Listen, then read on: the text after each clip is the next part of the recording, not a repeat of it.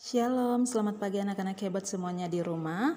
Hari ini kita akan belajar tematik, masih di tema 7 tentang perkembangan teknologi. Dan hari ini kita masuk pada subtema yang terakhir, yaitu subtema 4 tentang perkembangan teknologi transportasi. Dan untuk subtema keempat ini, pada video pembelajaran kali ini kita akan bahas materi pada pembelajaran 1, 2, dan juga 3. Nah, hari ini kita akan belajar tentang alat transportasi. Kita juga akan belajar menghitung keliling bangun datar dengan satuan baku. Nah, anak-anak hebat, coba kalian bayangkan ketika kalian akan bepergian ke tempat yang jauh, kalian bisa saja berjalan kaki. Tapi mungkin itu membutuhkan waktu yang sangat lama. Nah, apa yang kalian lakukan? Nah, kalian pasti menggunakan transportasi. Nah, apa itu transportasi?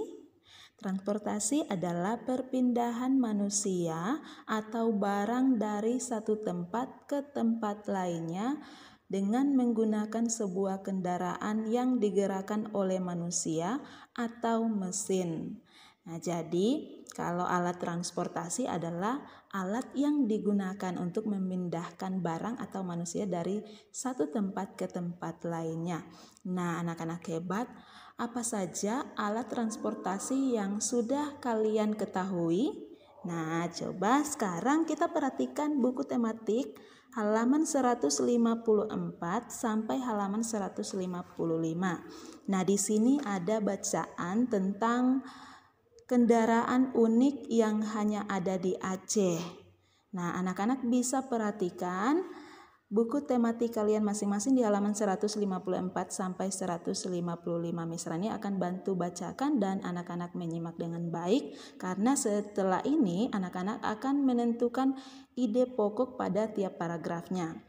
Nah, Miss Rani bacakan ya. Kendaraan unik yang hanya ada di Aceh. Mendengar namanya, mungkin kita akan berpikir bahwa labi-labi ini adalah hewan yang bergerak lambat yang masih satu keluarga dengan si cangkang keras kura-kura. Bukan, tapi labi-labi yang dimaksud adalah kendaraan umum unik modifikasi pick-up khas di Serambi, Mekah dari Aceh. Labi-labi ini awalnya mulai dikenal dengan beroperasi sekitar awal tahun 1980-an. Saat itu, menggunakan mobil kecil dengan mesin 500 cc berkapasitas penumpang sebanyak 11 orang. Namun, di pertengahan tahun 1980-an, angkutan labi-labi ini mulai tren menggunakan mobil jenis Hijet 55 dengan kapasitas mesin 550 cc dengan bentuk serta kapasitas angkut penumpang lebih besar, yaitu sebanyak 14 orang. Pada era berikutnya, angkutan labi-labi mulai menggunakan mobil Hijet 1000 dengan mesin 1000 cc yang bisa menampung penumpang sebanyak 16 orang. Supir dan penumpang pada kendaraan ini dibatasi oleh kaca mobil belakang supir. Apabila penumpang hendak turun, jangan sekali-kali bilang pinggir bang atau kiri bang. Nah, seperti di kota lain di Indonesia. Tapi penumpang cukup menekan tombol bel di dekat pintu belakang, maka supir akan menghentikan mobilnya. Selain labi-labi, juga ada becak mesin.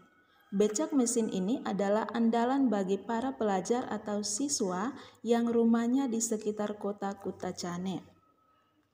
Tak jauh berbeda dengan bentor yang berasal dari Medan, becak mesin adalah sepeda motor yang dimodif dengan ditambah bak di sampingnya dengan jumlah penumpangnya maksimal 3 orang.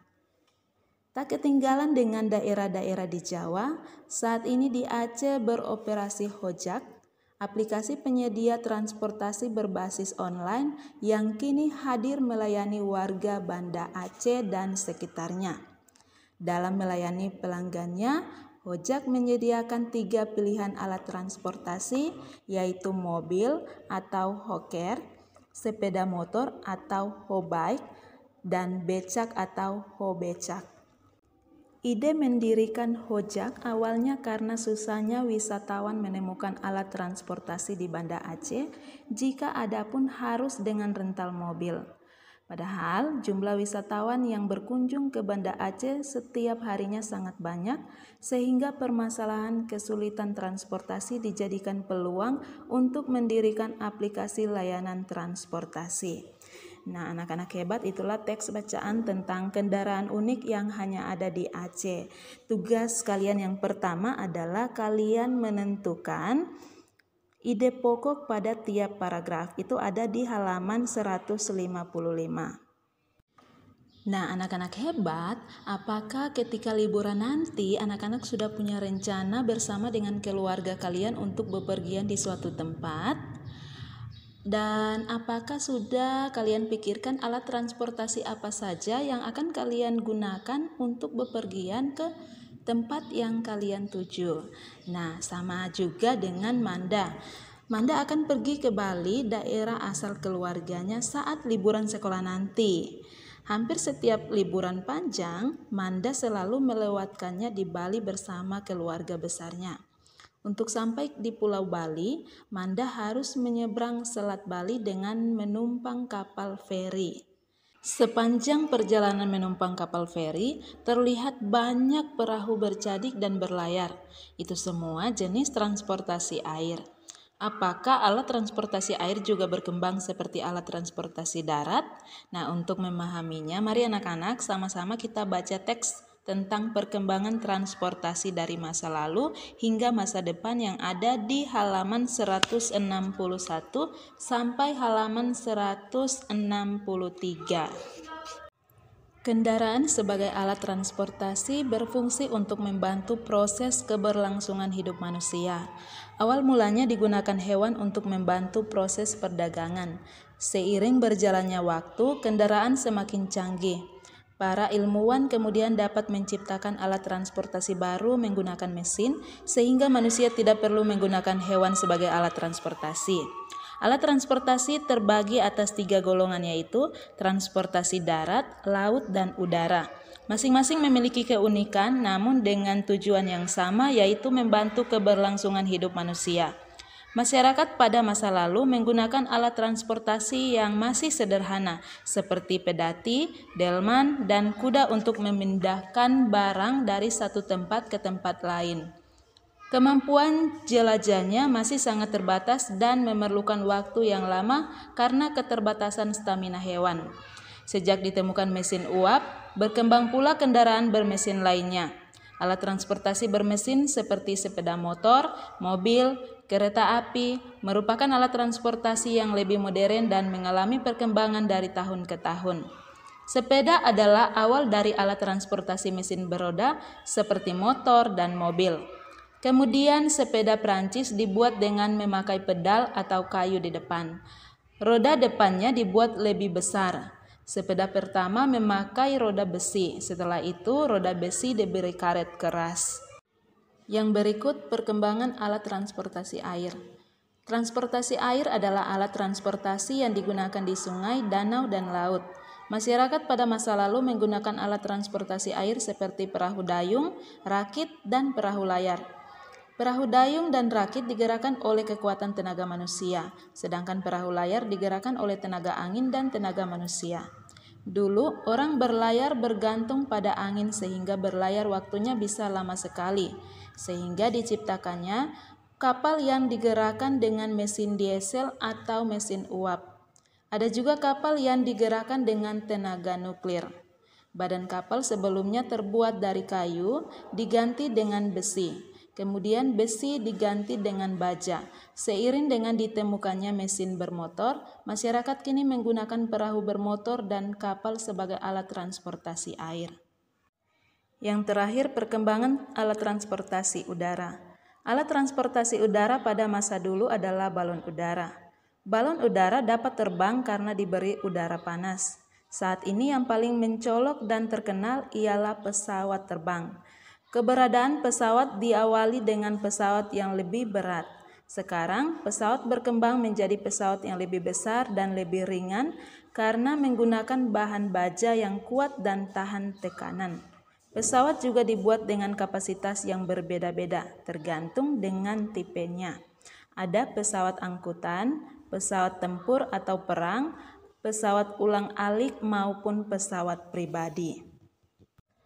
Nah, anak-anak hebat, setelah kalian menyimak teks bacaan tentang perkembangan transportasi dari masa lalu hingga masa depan, tugas kalian yang kedua ada di halaman 165.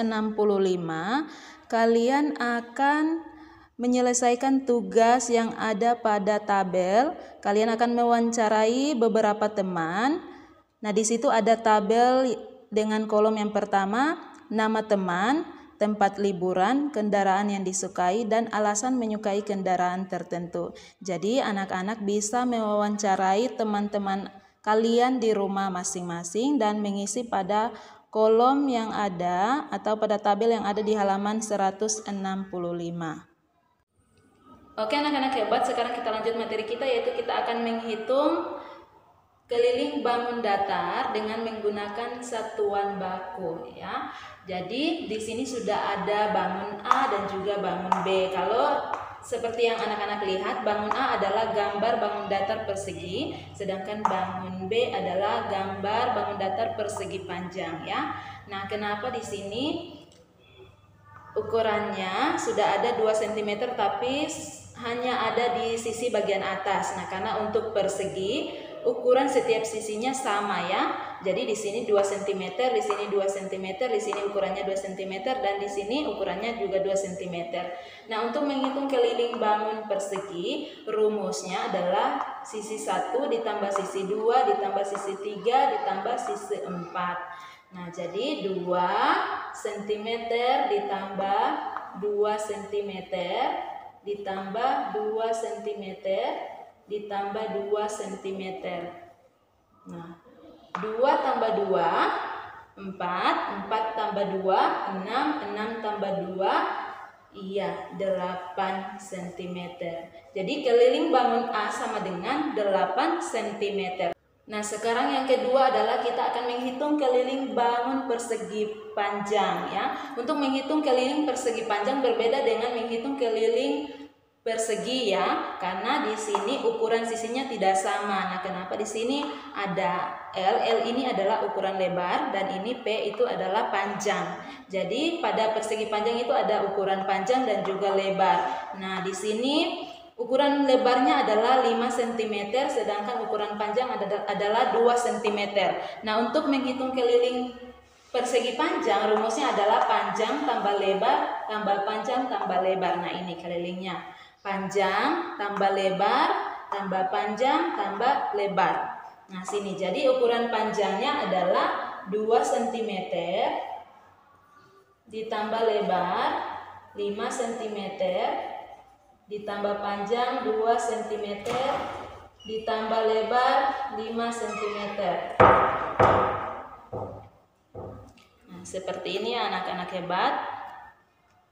Kemudian kita jumlahkan 2 tambah 5, 7, 7 ditambah 2, 9, 9 ditambah 5 sama dengan 14. Jadi keliling bangun yang kedua adalah atau persegi panjang adalah 14 cm ya.